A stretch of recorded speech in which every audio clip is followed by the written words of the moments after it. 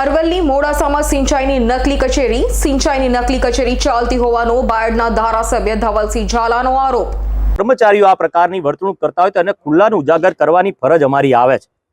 એવા સંજોગોની અંદર આજે તપાસ કરતા સ્થળ ઉપર પહોંચ્યો, મને 2 MB બુક મળી, થોડા પેપરો મળ્યા, એક તિજોરીની અંદર 6 થી 7 MB બુક કોરી મળી।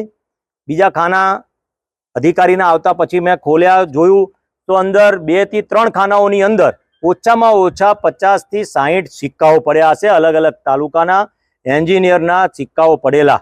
એટલે મને એમ લાગ્યું કે હવે તો એવો વિશ્વાસ સાથે કદાચ હું કહી શકું છું કે આ કદાચ બોગસ જ અહીંયા હોય। અહીંયા એક કોમ્પ્યુટર પણ છે, જો એ કોમ્પ્યુટરને પરફેક્ટથી તપાસ કરવામાં આવે અને જે પ્રિન્ટરો છે, પ્રિન્ટરોમાં કેટલી પ્રિન્ટ કેવા પ્રકારની નીકળી એ ફોરેન્સિકમાં એની તપાસ કરીને શું કરવામાં આવ્યું છે, આ દાખલો બેસાડવા માટેની જરૂર છે। અને જે પ્રકારે મેં આ જોયું છે ત્યાંથી મને પણ પોતાને દુઃખ થયું છે કે મારા જિલ્લાની અંદર આ પ્રકારની વાત હોય।